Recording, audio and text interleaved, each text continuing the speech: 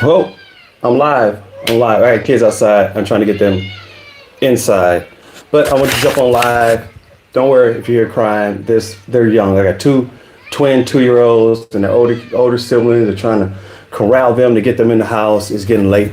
And it's already like heading towards, what is it, 9:19? But they like to play outside long summer days here in the UK, which is great for plants.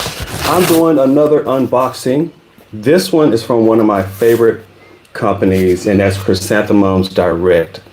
I really like what I get from them in the realm of chrysanthemums. Chrysanthemums, one of my favorite plants. Chrysanthemums, one of my favorite plants. So Chrysanthemum Direct, that's pretty much all they sell. But there's a lot of variety in chrysanthemums.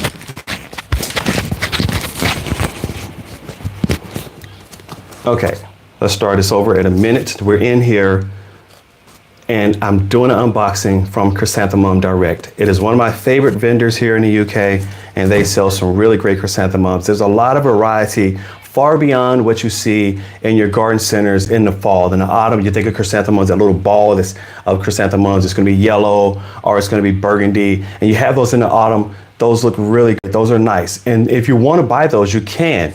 But what I like are the larger chrysanthemums that produce these beautiful blooms, and they're in a lot of cut flowers. People just don't know that they're looking at chrysanthemums when they see them. So I went online, ordered from Chrysanthemum Direct, and let's see what we have here. Do a little bit of an unboxing. I've been doing a lot of unboxings with Freddie's Flowers because I'm getting bouquets of flowers delivered. But this time we're getting some live plants delivered. And it's just a nice little box here. A little bit of paper. Okay, this is great. And here they are. And these are all, they're a little dry, a little wilted. I'm gonna get these in the ground actually tonight if I'm out there even by flashlight. And they send you these nice little plugs. Oh, they're a little dried out. I'm definitely gonna get these in the ground tonight, get these watered. These are chrysanthemums. Let's see which one is this. This is chrysanthemum, looks like D Gem. It's gonna be a double early spray. Let me see if I can let you see that. There we go. If you can see what that looks like, that's what that chrysanthemum is gonna look like. It's gonna be a nice dark pink on the interior and a lighter pink on the outside. I've ordered 3 of those. These are gonna produce some beautiful flowers later in the year, in the fall. Let's see, at this time of year does it bloom? But these are going to be late blooming towards think autumn, think fall, think end of the season, not summer. Like these are not summer blooming. These are going to be that fall blooming. What else did I order? Poppin' series. Now Poppin' series is what I was talking about. I think that's one of the ones that's going to stay smaller, more what you see in your garden centers. This is Poppin' series, Prelude Bronze. I don't know if you can see that. It's so small. It's so small, but it's just a bronzy color chrysanthemum. And I just think it's going to be really beautiful. I'm really gotten into bronze this year.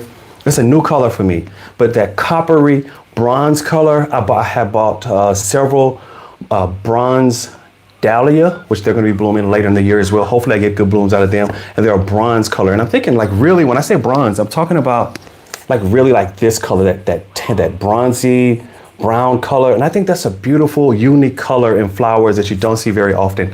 You can see it in dried plants, but these are not dried. So these are going to be that kind of that these are more pink, right? Pink.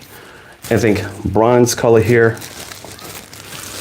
And what else do we have in here? So I don't even, to be honest with you, I don't even remember ordering these. I just got a notification saying that your flowers have been delivered from Chrysanthemum Direct. And I don't even remember ordering them. I'm like, when did I order from them? Because I saw them and I purchased from them. So at the flower show, Chelsea, and I'm still coming down off of a high of attending the Chelsea flower show. It's my first time ever going to Chelsea. And that was a wonderful experience. Actually, we ended up going 2 days. And I really liked it. It was different. Of course, parking down in London, where in that Chelsea area is a bit difficult. But I've gone to a lot of flower shows, the Harrogate Flower Show, just a lot of them. The Malvern Flower Show, and I've gone to a lot of them. Shrewsbury Flower Show, which they didn't have that one this year. Not going to have that one. I've done some great shows. I still say Chelsea is one of the One of the best. That's where the best of the best are coming in. And they love to focus in on the show gardens. They have designers, garden designers that come in and they make these beautiful show gardens. And it's really great. But I'm a plants guy. I'm a plantsman. I really love the plants and the flowers. So I love the flower displays, the plant displays. There were a couple of nations that had displays there. And I really enjoyed the displays. I actually did some interviews. The best display that I saw was by the nation of South Africa, and it was representing plants from the Cape Peninsula of Cape Town, South Africa. So think of Cape Town, there's a whole peninsula down south of Cape Town in South Africa, and it has a very unique biome, and plants grow there, and it's just a very unique biome, and I've been there, it's beautiful, and it's just misty because you have all this mist coming off the ocean. And it's just really a unique place. You could tell when you're there, the plants there are so different. It almost has like a Jurassic feel to it. You're like, are these plants normal? And you feel like you're in a different space. They brought a lot of those plants. In particular, they brought a plant called Protea to Chelsea.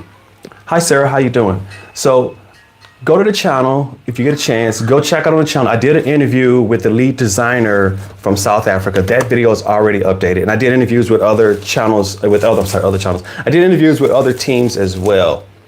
So go check that out. I really enjoyed Chelsea. It was good, but I won't lie to you. Chelsea is expensive. It costs a lot of money to go to Chelsea. So the tickets are not cheap. You can either become an REHS member, and it costs like right at 80 pounds, I think it was. And then there's another 70 pounds for the all day ticket. And then there's like 40 pounds for parking. Like, you're gonna spend a bit of money if you're going to Chelsea. So you have to kind of be really committed to it and ready for it. But if you go, plan to stay all day. I stayed all day long because I walked around the interior, and it was much larger than I thought it was going to be as well. So I enjoyed Chelsea, and Chrysanthemum Direct was at Chelsea. They've been at every flower show I go to. They have representatives there. And so I've been buying their chrysanthemums and planting them outside already. So I don't even remember ordering these, but I'm glad I did because I always feel like I don't have enough chrysanthemums. It's one of my favorite fall plants. This is going to give you that classic red ball shape that you get, that you're used to seeing. If you can make that out at all, probably not, but if it looks like a little red smudge, think in the autumn, in the fall, and you go to your garden center and they have those, it's the gold colored chrysanthemums and it's a little ball of burgundy. That's going to be the ball of burgundy. The great things about this one, this is the Brand Petite series. I don't have to clip these back. I can just plant these and they're going to make that little ball all on their own. These larger ones, these, once they get about maybe, about 6 inches, I'm going to snip the top out of them, and that'll cause them to branch, and then they'll make more flowers, because I'm not trying to get just one big flower. I want them to branch. So you have to snip out the tops, and that will cause them to branch. So these will have to have the top snipped out of them. And Chrysanthemum Direct, they actually tell you on the website when you're looking at this particular series of flowers, whether you need to snip them or not. So they come with those directions. You can see that. And what the last I have, this is pretty. This is going to be something I've never grown before, but I've seen early incurved Doris Ozel. And I'm going to try to hold it up, but I know you won't really be able to see it, but it is this beautiful, like, that's really nice. Almost giving a rose look, a lot of petals, and it's incurved. So just looks a massive petals, and they're going to be kind of curved in like that. Big, beautiful blooms. These are dried out a little bit. I'm going to get these planted tonight. Chrysanthemum Direct, one of my favorite vendors here in the UK. They deliver some really great flowers. Later on this year, I'm going to head back to the States really at the end of this month, and I'm going to do a bit of gardening there back in the States, and I will be ordering from some of my favorite vendors in the US, and I'm looking for a lot of daylilies. And that's what I'm going to be ordering when I get back to the US. Actually, we'll probably order these in about a couple of weeks so they can be delivered at my mom's place back in the States in Arkansas. And daylilies is one of my favorite plants. I want some large daylilies. So I'm going to get some of those delivered.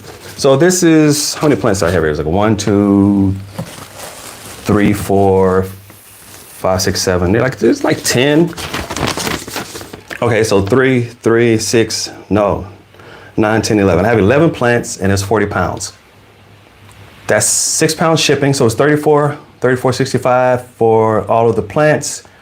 Prelude Bronze, D Gem, Brand Petite Red, Doris Ozel, and in total 40 pounds, well packaged. I like the box. Nothing fancy, right? You don't have to spend a lot of time wasting a lot of extra money on the box. Just a nice plain box. Get the plants to me quickly and alive. Hi. I can't really say, is that Milana? Milana? Your mom takes BBC. How you doing, John? So yeah, another thing that I picked up while I was at Chelsea was this Hippeastrum. Now, I have been using the colloquial name, which is Amaryllis, and I have been calling Hippeastrums Amaryllis. But as I continue to evolve and learn more about plants and really get into it, this is what I'm talking about. This plant. This is what blooms in the fall, actually not in the fall. This is around Christmas. They bloom and they sell these. You'll see them in the garden centers. They see them in the grocery shops, grocery stores. They're everywhere.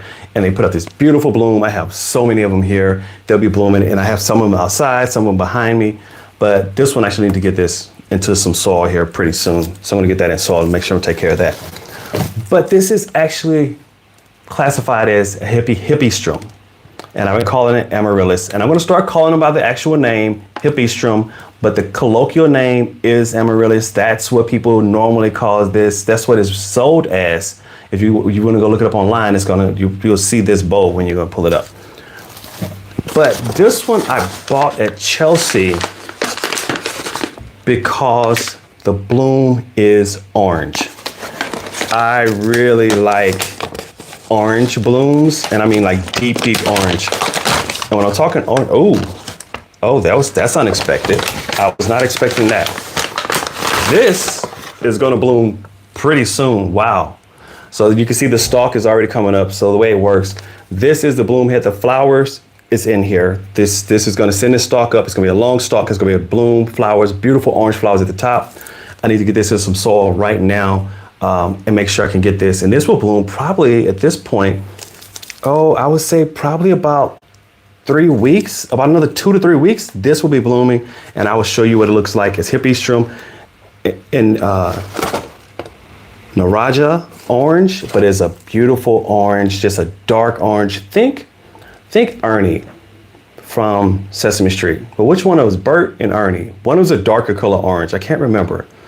But Bert or Ernie, whichever one's a darker color orange, that's what this bloom should look like. It's just a really nice Hippeastrum. Again, I'm gonna start using the proper name of Hippeastrum and stop calling them Amaryllis.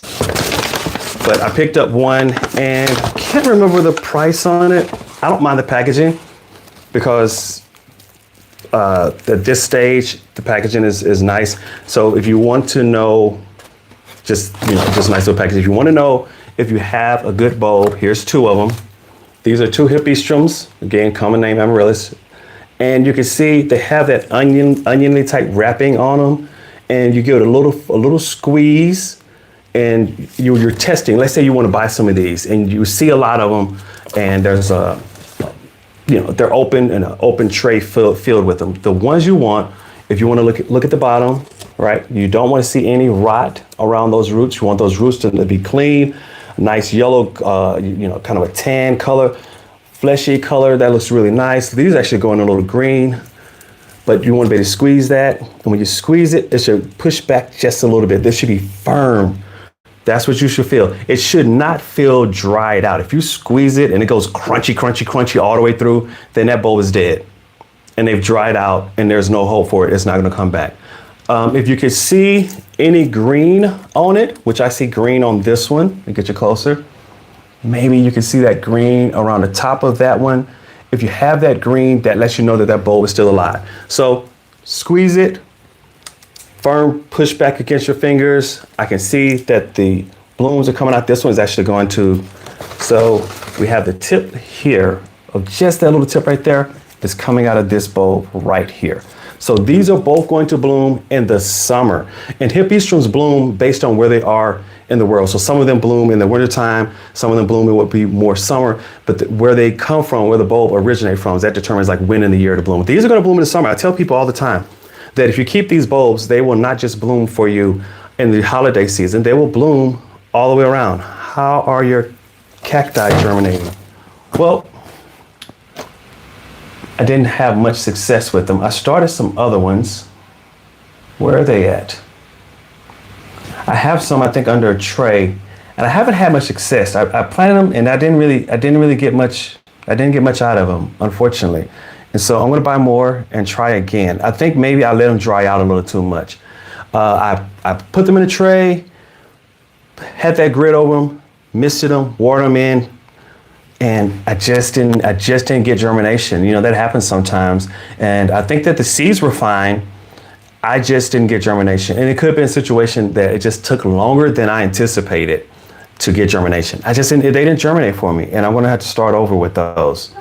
Really unfortunate about those. I was really excited about them, but they didn't come through. But thanks for asking. I'm gonna start over, Will. I'm gonna try them again. Thanks for asking.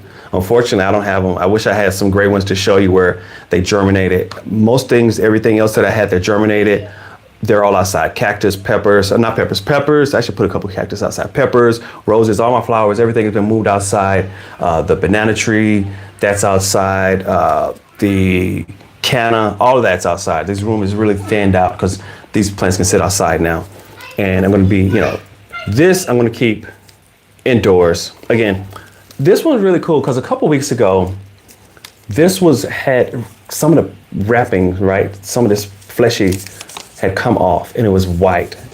And I'm really excited. I didn't even know this could happen. And I said, if you see that, don't buy it. And I still would say, if you see that, don't buy it. But it's actually calloused over. You can see just a hint of that white right there. But I didn't know it was going to do that. And it just kind of, it healed over. This is a very healthy bulb. It healed over and it's doing pretty good. It's doing pretty good. So these are my Hippeastrums. I'm going to get these both in a pot, I guess right now. Let's move these chrysanthemums. We'll just kind of sit them up in here. I will be going out after this live is over with a flashlight. And I have some pots already prepared, some beds out there. I'm doing everything on the patio this year.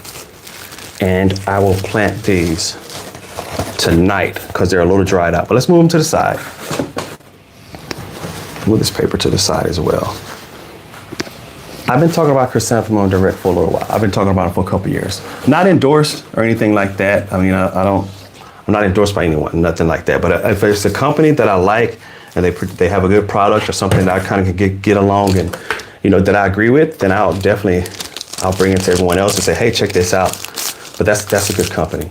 I'm still a huge fan of the semi-hydroponic pots. Again, this has a false bottom where it will gather water, and it has this meter to let me know what the water level is. I still love these. I've been using them, and I feel I'm having great success with them. Some people don't like them though, to be honest with you, but I do. I think they're pretty cool.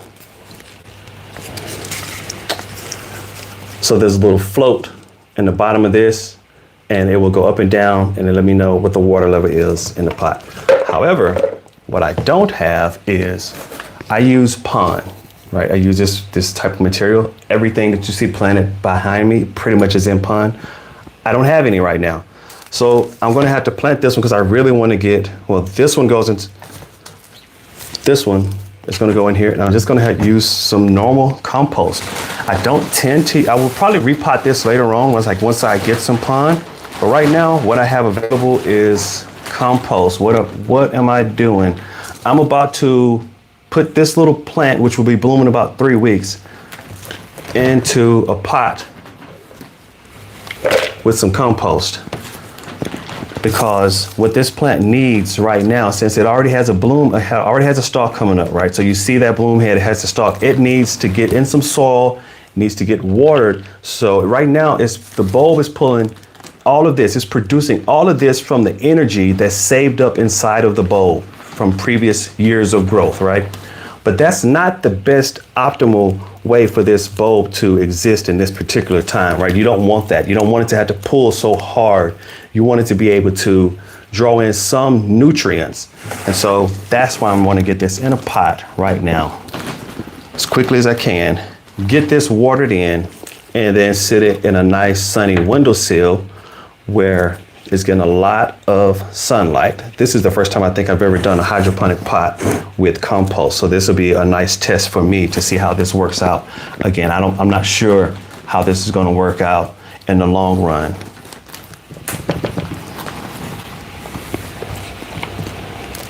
But yeah, just a bit of compost here. There we go. And I will water that in, and this will be blooming here in about 3 weeks. I'm really excited about it. I had no idea that when I purchased it, it was ready to bloom. I had no idea of that. I just saw the picture and I saw that it was orange. It's like a beautiful orange color. And I'm like, hey, that's great. I love blooms that are like unique colors. Orange is a unique color.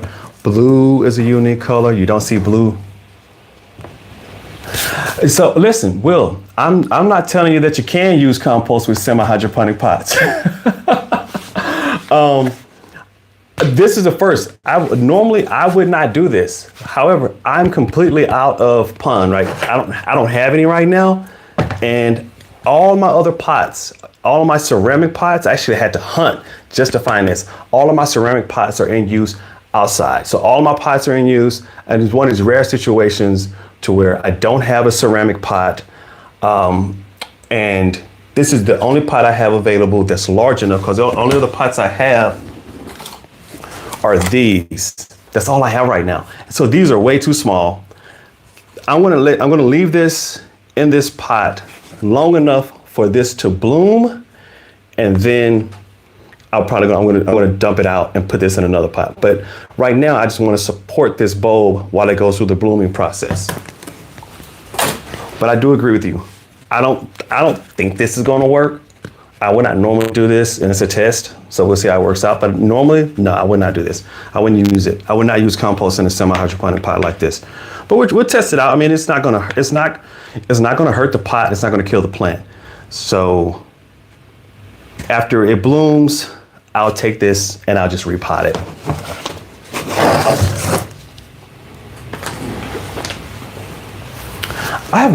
I've never grown mushrooms, not intentionally. I use a lot of mycorrhizal fungi, right? Mycorrhizal, I use that a lot I use it, but of course this doesn't produce a visible mushroom. That's not what it produces. Those are the kids. I got 2-year-olds and they're starting to talk. And you can hear one of them yelling at me right now. I've never grown mushrooms. I saw a beautiful display at Chelsea, and it's actually, I did 2 videos on my tour of Chelsea. I toured the outside of Chelsea and the inside of Chelsea. So if you get a chance, go check those out on the channel. But there was a company that had mushrooms on display at Chelsea.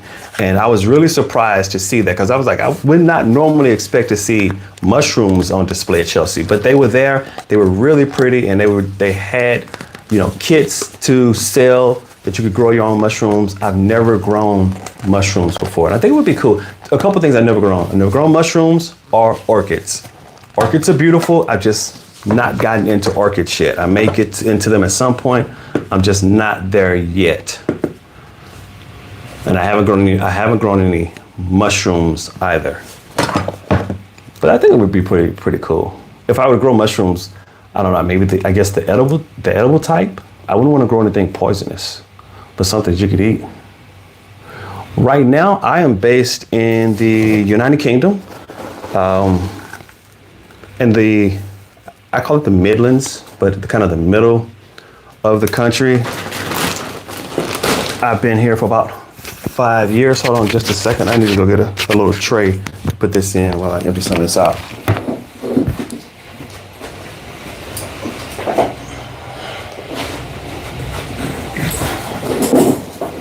I'm American, but I'm based in the UK. Been over here for 5 years, right at 5 years. And I really enjoy the UK as far as plants and gardens. I don't think there's any other place in the world that has as many flower shows, that has as many historical gardens. France may have as many historical gardens.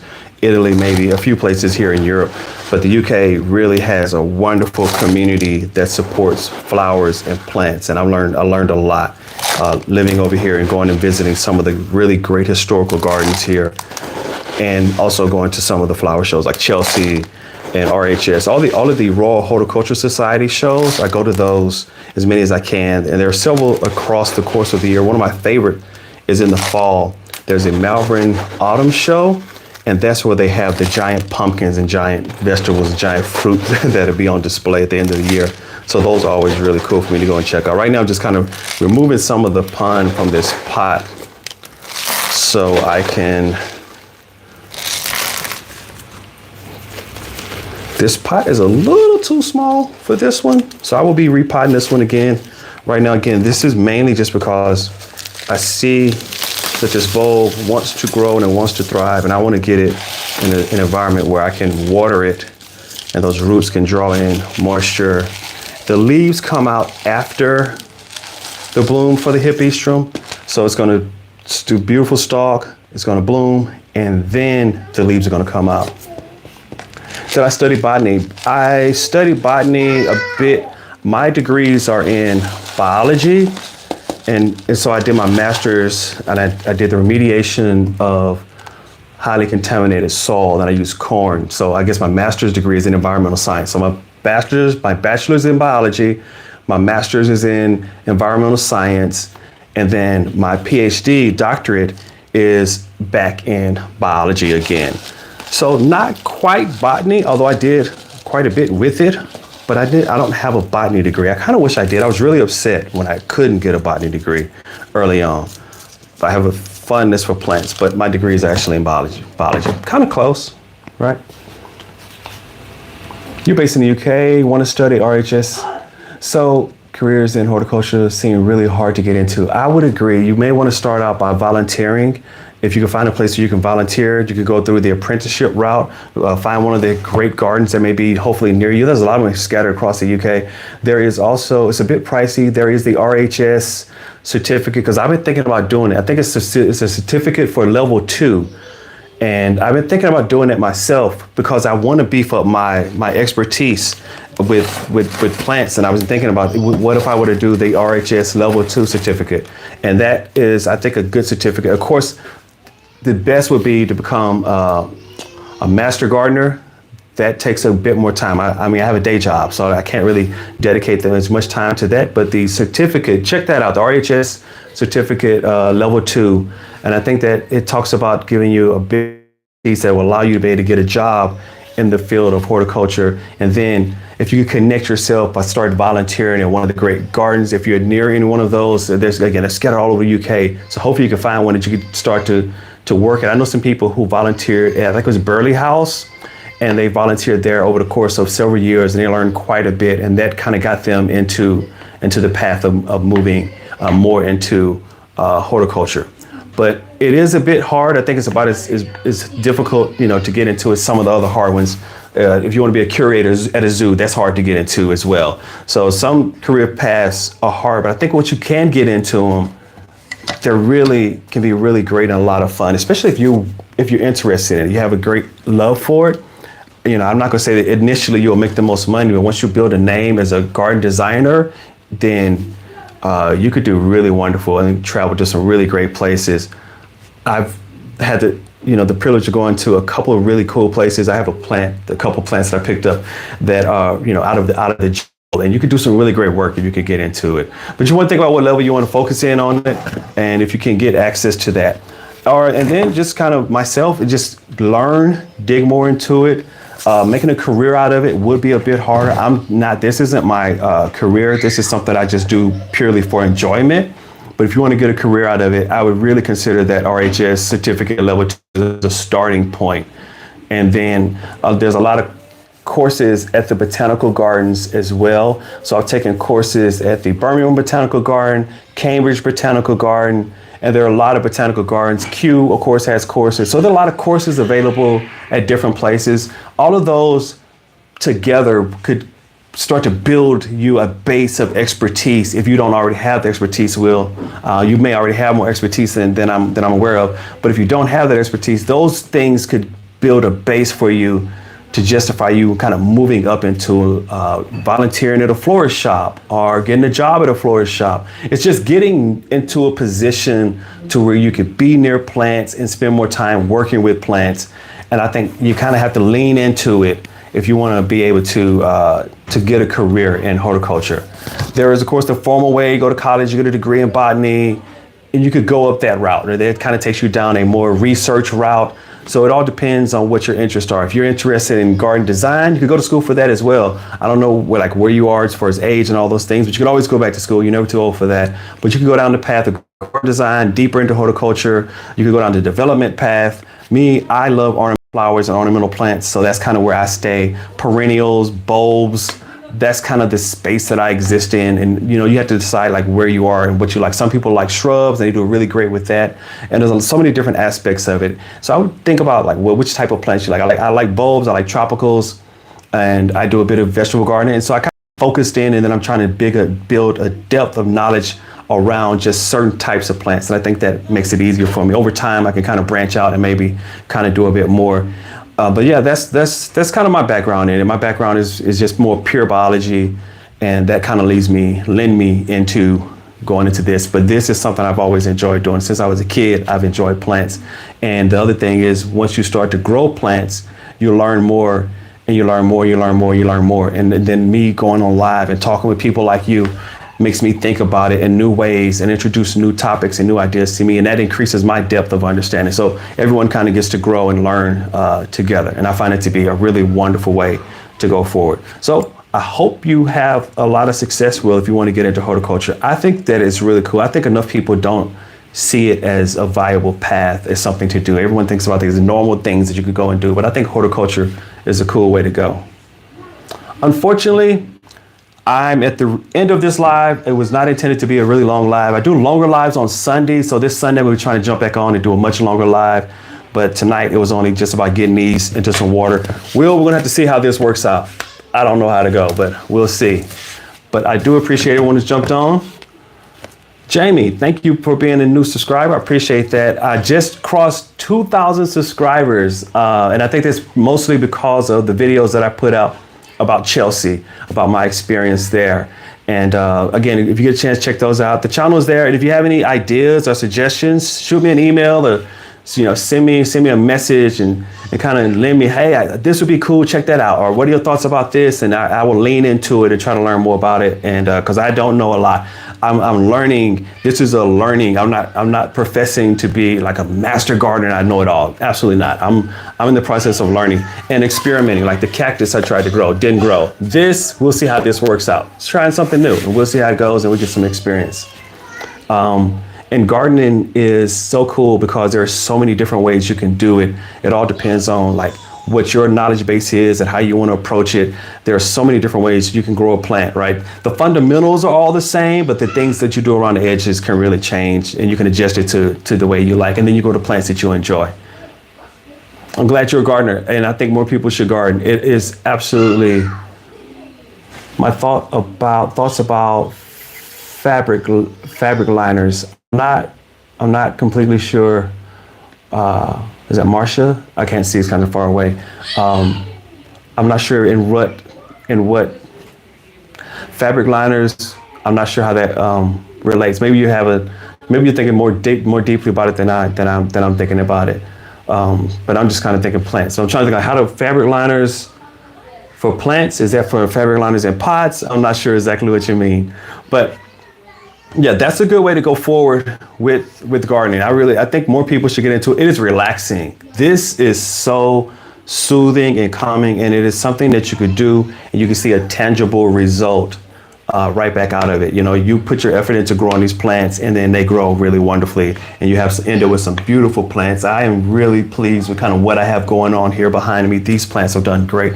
I have some monstera that have tripled, and some philodendron that have really jumped in size. And so I'll show some of those. I haven't shown them in a little while. I'll probably do that Sunday, pull out some of the plants and say, look at this one, look how big this one has gotten. Because they've been growing. I've been growing some of these for, I guess, getting close to a year. And some of them really doing well. They're really jumping in size.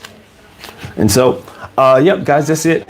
I'm going to go call it a night. It is right at 10 o'clock and I work tomorrow. But I appreciate everyone who's jumped on the live, and I will be doing this again on Sunday. So have a good evening or have a good day. Talk to you soon.